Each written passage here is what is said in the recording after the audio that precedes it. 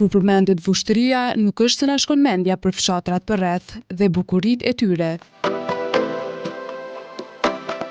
Po vetëm 13 kilometra larg qytetit, në një lartësi mbidetare 1040 metrash, me rrugë gjarpërore nga të dy anët me male, gjendet fshati Skrom.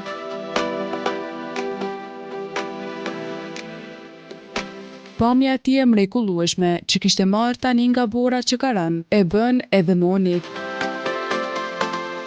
Muret e vjetra e disa shtëpi, me shumë pak banor në to, e karakterizojnë këtë vend. Edhe pse gjatë luftës së fundit në vendin tonë, i gjithi është djegur, ai është riparuar nga banorët me shumë dashuri për këtë vend. Edhe pse për shkak të vështirësive që i sjell dimri, rruga bëhet e pakalueshme. Shumica prej tyre e kanë braktisur këtë vend malor, ata prap vijnë shpesh ta vizitojnë, e madje shumë prej tyre kanë filluar dhe të ndërtojnë shtëpi pushimi.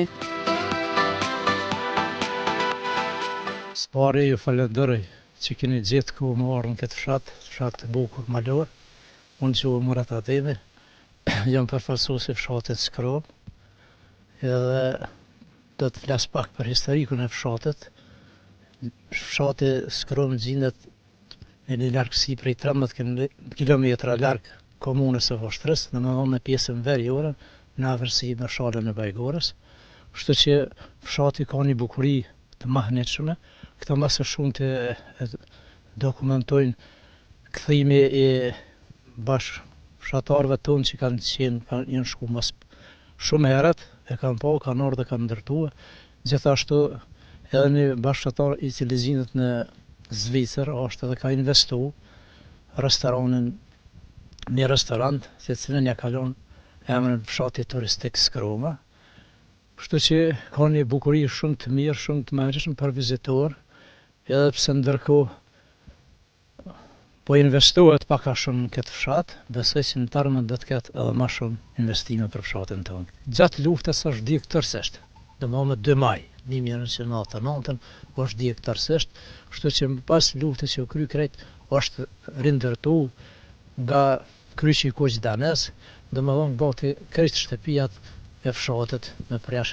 Të ndoshta met në një që s'kena mujt me kryqë sot djeg, e fshati ka qenë i djegur tërësisht. Para lufte kanë qenë vëllai dikon për afërsisht, se s'po thos më e dive, një 200-300 banor, kështu tash është shumë një numër shumë i vogël. Domethënë 50-100 qështu. Ka lindur, është rritur dhe tashmë ka 70 vite në këtë fshat. Mban mend që gjatë kohës kur i është e dashur të shkojë në shkollë, gjithë këtë rrugë e ka bërë në këmbë, ka ecur mbi 4 orë në ditë. Nga dashuria që kishte për shkollën dhe për kushtimi të mos mungonte në asnjë orë. Unë kam jetuar në këtë fshat, kam lind edhe një kohë nga afërsisht gati 70 vite kam jetuar në këtë fshat, edhe kem pas edhe pse kanë qenë kushtet shumë të vështira në kohën kur kam qenë fëmijë, kemi pas një jetë mirë, kështu që baballarët tanë krejt fshati kanë pas një harmoni njëri me tjetrën, mbas shumë të mirë me blegtori, bujqësi, edhe shitjen e druve, kështu që kanë pas një harmoni shumë të mirë, kështu që edhe në atë rinjët e kena trashëguar atë bashkëpunim që kanë pas mes njëri me tjetrën. Po kur kam qenë në Zonc, kena udhëtu prej këtu ujtë deri në Voshtrikall. Edhe prap kena kthyer pa të njëjtën kohë. Domethënë dikon ka 2 orë gjys në drejtë. Kështu që kushtet ka qenë vështira, po kena pas aq vullnet që kena udhëtu dhe kena kryer ato punët si duhet. Pas periudhës dimrit ka qenë shumë vështirë, po në periudhën e dimrit ta drejt kena banuar në Voshtri, kështu që kur është përmirësuar koha, kemi dalë dhe kena prap kohë. I tërë fshati është marrë me blegtori, e madje edhe sot është blegtoria ajo që i lidh me të kaluarën.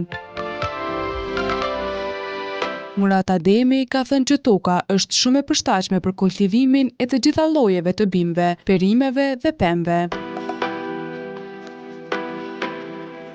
Tash banorët e fshatit, edhe pse janë bo migrimi shumë i madh i popullatës, tash merren me blegtori edhe me bujqësi. Edhe ata që kanë lshu fshatin vinë e punojnë tokën, se toka është shumë pjellore, bëhen të gjitha kulturat bujqësore, kështu që është shumë vend i bukur edhe i mirë.